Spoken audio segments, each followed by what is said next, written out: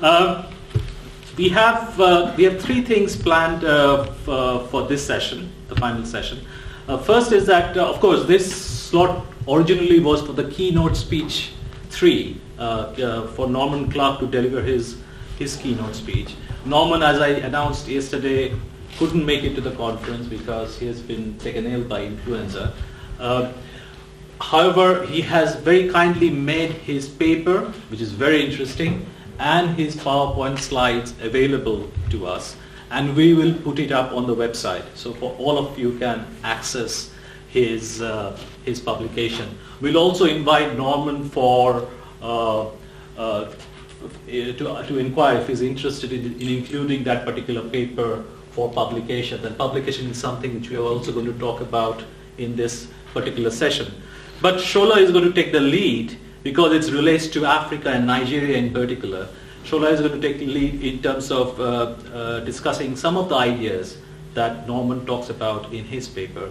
And after Sola is finished with her presentation, Mohammed will talk a bit about publication. We will all chip in. I think in terms of publication or in terms of future activities from this conference, we are looking at an edited volume, we are looking at a couple of special issues, and we are also potentially thinking of funding, joint funding, bid for funding. And then Mohammed will also talk about the next COSINUS conference. Okay, so over to you, Sola. Okay, thank you. As Surja mentioned, it was very unfortunate that Norman couldn't join us for this conference. Norman was introduced to us by Mohammed to come and give this keynote speech, and the title of his speech was supposed to be "The Status of Innovation in Africa's Development Strategy. Where should science and technology fit in?" I'm just going to read a few extra because it's quite a long one, and really we don't want to read everything. He said the origin of this talk really goes back to early 2015. I had been asked to give a talk to a group of donors on the topic of Africa's long-term strategy, organized by the African Center for Technology Studies, Nairobi, Kenya. The presentation was entitled "The African Development Agenda and Strategic Priorities for Foreign Aid Post-2015, the Case for Aid for Science, Technology, Innovations, and Sustainable Development." In preparation for it, I had been looking at some of the official documents produced by African countries and by relevant institutions like the African Ministerial Council on Science and Technology. What struck me forcibly was the manner in which their policy pronouncement discussed innovation and innovation policy, with hardly any reference to economic production and employment. Instead, the discourse was dominated by reference to scientific research conducted in scientific institutions. This message was clearly one that resonated with me, almost 1970s view, that innovation is really all about formal research and development conducted in universities and such like bodies. The way the argument was presented was to focus on what to policymakers appear to be a new concept in the new policy literature of relevance to African economic development, that of science, technology, and information. And then I'm just going to read some sections really. I say new concept adversely because most of the earlier documents I consulted talked about science and technology. The insertion of I after the S and T, which is science and technology, seems to have occurred in an African context really around 2006. Before that, I doesn't appear much in most of the official texts that I read. My talk then was mainly about a DFID program. DFID is a UK government development which I had been closely involved with, called the Research into Use program, about which more below and in the paper that a colleague and I published later in Nairobi. Let me move on to other aspects. He was supposed to talk about this. He said a brief history of how this has happened and a quick resume of the DFID program and its broad policy conclusion. And then he mentioned he had intention of talking about institutional development, and then he has a number of clusters. Cluster 1 was about diversity, biotechnology, and indigenous knowledge. Cluster 2, energy, water, and desertification. Cluster 3, material sciences, manufacturing, laser, and post-harvest technologies. Cluster 4, information and communication technology. And Cluster 5, mathematical sciences. And then he moved on to looking at the DFID research program that he was involved with, which actually generated funding for about £40 million to look at the area of resource sector, natural resource sector in Africa. And then he moved on to talk about the knowledge systems and innovation policy for Africa. What this story means for sub-Saharan Africa can be summarized more generally as follows. The effectiveness of a viable knowledge system is to do with the ease with which relevant information can be organized and introduced into economic production, distribution, and associated activities, so as to improve performance. It has important institutional and policy dimension, both at national and international level, since such information is usually held in proprietary form by organizations that have interest in using it to achieve their own objectives. This means that issues of competition and cooperation may intrude into the effectiveness of national policies of relevance. Much of the recent research on innovation systems has been oriented to manage such systems in more effective and efficient ways. What this implies for innovation policy can be seen from Figure 1. I don't have that figure here. It comprises policy for everything from national fiscal and investment, foreign trade, international markets and technology transfer, finance and higher education and training, employment, international aid, and much else beside. Science and technology have a focus of contribution to make, but there's very much more. I thought it useful to highlight the higher education sector, mainly because it is central to the interest of this conference, but also because it is clear from the DFID experience that higher education institutions have the capacity to play a central role, and indeed did so in the RIU program. For it is here that young people obtain the practical skills needed if they are to play useful roles in African development. He gave an example. A good example of one of the RIU projects was the approach taken by the Faculty of Veterinary Medicine at Makerere University in the Sleeping Sickness Project. It created a new institute for strategic animal resource services linked to but financially independent of the University of Makerere. Part of this new institute program was designed for in-training community service delivery. The university saw this as a generic mechanism for equipping graduates for a labor market that is no longer satisfied by the supply of traditional university degree holders. Instead, the demand is for graduates that not only possess sellable business skills, but are also capable of actually generating their own jobs virtually from scratch. Under this program, veterinary students spend the final year of their university degree entirely in economic production activity, producing at the end of a project. At the end, they produce a project report that was assessed as a key component of the final degree. In this case, and in cooperation with a private veterinary company, final year undergraduates participated in block treatment of cattle and ancillary spraying activities. In addition, a small number of these undergraduates were encouraged to set up a small agro-vet business under the supervision of a local veterinary company. Undergraduate vets were trained in community animal health services and gained 3 months short course practical experience. 3 years into the project, 7 businesses had been established with 100 additional employment opportunities created. Each vet had a shop assistant, and between 90 to 100 spray persons were employed to date by these 7 vets. On top of this, farmers began buying drugs for hemiph, and this is very long words, it's a technical word, and tick-borne diseases from the 3V network. And then we move on to say 27 BVM students were trained in phase 2 in Soroti. Initially, there were governance problems that related to perceived conflicts between academic and commercial roles. But these were quickly ironed out.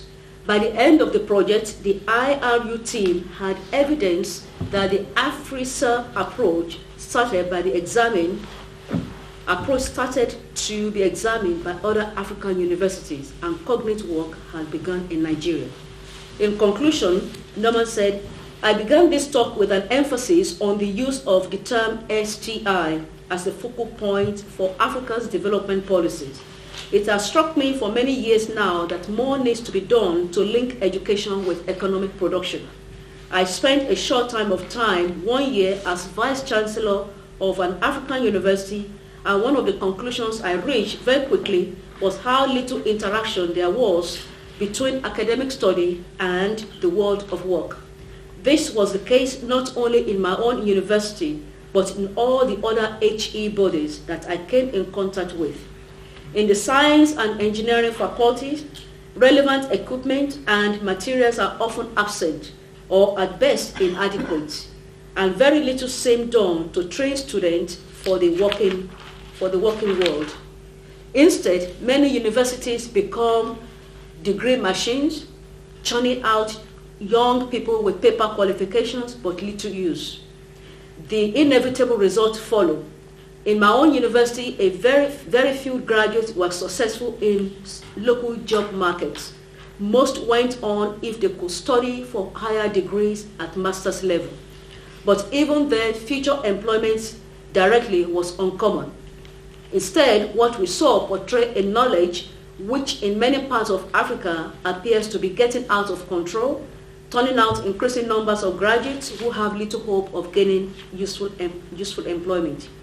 An important part of the problem lies, in my view, in treating innovation policy as fundamentally science-related, when in most cases the role of formal science is much more nuanced.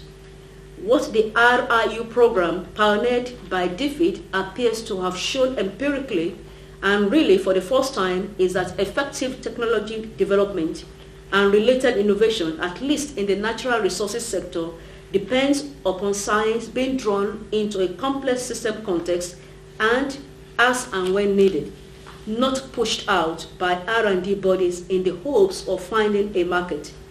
And this systemic context is directly concerned with production, investment, and the creation of jobs and incomes for disenfranchised young graduates. If Africa's decision makers do not get a grip on this, it will come back to haunt them as patterns of inequality harden into severe forms of political backlash across the region. It follows that policy changes are needed that shift the center of gravity back towards policies that link science and engineering training directly to economic production as an intrinsic part of tertiary institution curricula. This is not easy to accomplish as it threatens power structures within academia. Nevertheless, there are now inspirational examples of institutional change that can act as template for future. These changes place the center of policy gravity on the acquisition, deployment, and adoption of knowledge that is useful in a directly productive sense. It is probably now too late to get rid of the STI label, but at least its flaws can be made clearer to those who have the responsibility for promoting balanced economic development in sub-Saharan Africa. Norman Clark, 11th of January. Thank you for reading that. I think we missed a very interesting paper, but we will, as we said, we will make that available. I mean, because we couldn't show any images, but I'll just put up, because I always carry, being a good academic, a marker. So essentially, we made a number of reference to STI. I'm just wondering if everybody is aware of this STI. It's S stands for science, T for technology, and I for innovation. So this is also what we know as the linear model. Okay, the linear model says that a lot of basic research is done. Some of the basic research is transformed into technology, and once the technology is put into use, we have innovation. And what I think Norman is suggesting in the paper, that African policymakers have bought into this and hope that this will lead to economic growth and innovation. But that's not what, if you look at the reality of the DFID case, he's actually suggesting something quite radical. He's saying that inverse this process. In reality, innovation happens first, then that may lead to technology, and sometimes they may lead to even new science being generated. So I think what he is suggesting is quite radical and very, very relevant, I think. Okay, that's what I'll do my bit. Okay, so now publication. So you want me to lead? Yes. Okay. Although you're going to lead when it comes to the implementation, right? Okay. Well, that's what we have always done when organizing our COSINUS conferences. We have always tried to look at the paper and come back to participants and suggest to them to review their papers in order to publish them. So I think at this stage, what you have in mind is a collective book that will be led by you. So based on papers which will be selected, but we will also be publishing. I think you've got a journal. There's a journal, a book. Yeah.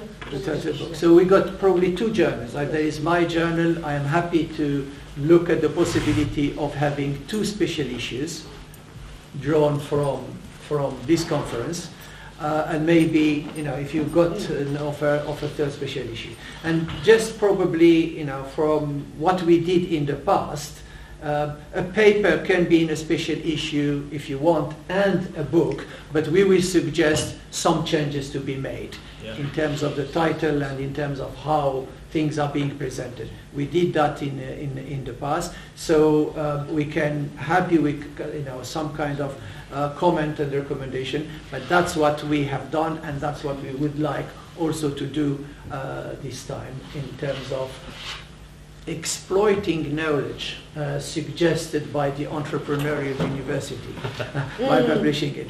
And then I think just for those who are not aware, Mohammed is editor of the journal, International Journal of Technology Management and Sustainable Development. That's correct.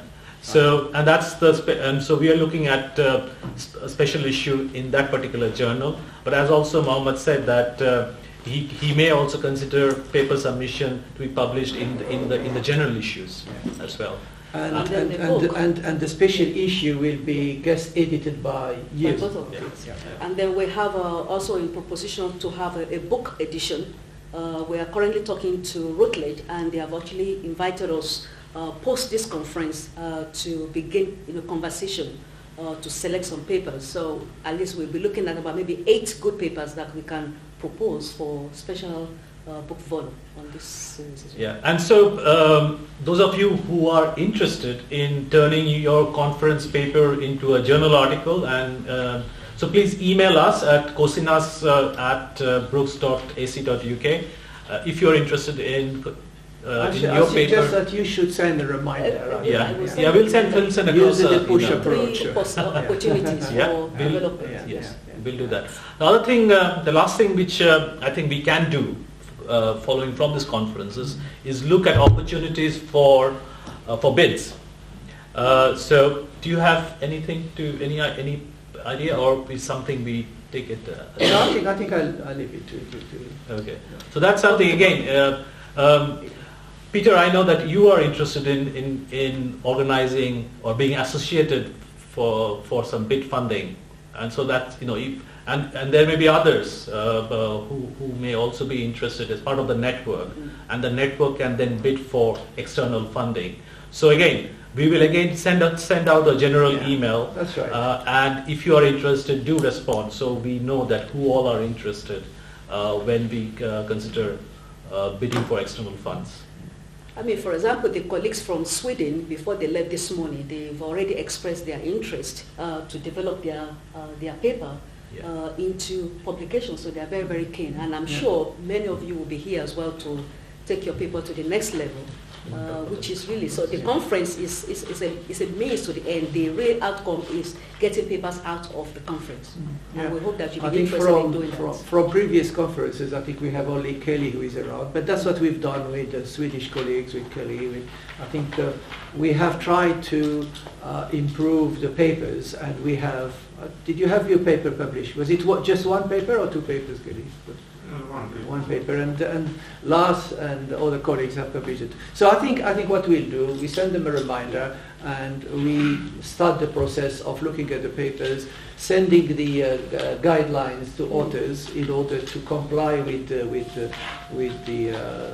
what the publisher requires, and we take it from there. I think in terms of, if you are the guest editors, you will need to organize the review of the papers. Yeah. I don't want to review the papers. You will review the paper. We'll sort that out. Okay, so I think we'll do that, because we are quite keen in COSINUS to really kind of give the possibility to participants to publish, and also take further the papers which are presented in the conference. And that's take me to the next COSINUS conference. We haven't got a date, but we've got, I think we have already 3 institutions which have expressed an interest.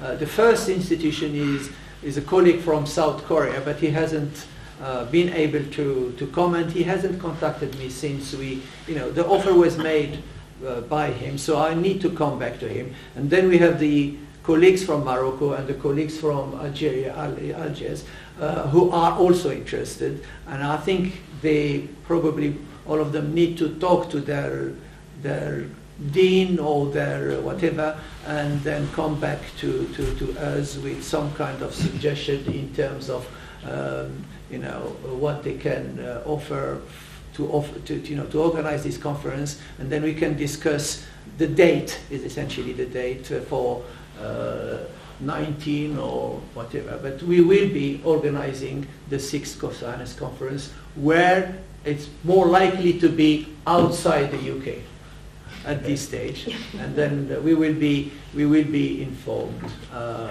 as soon as we make a decision, or about to make a decision.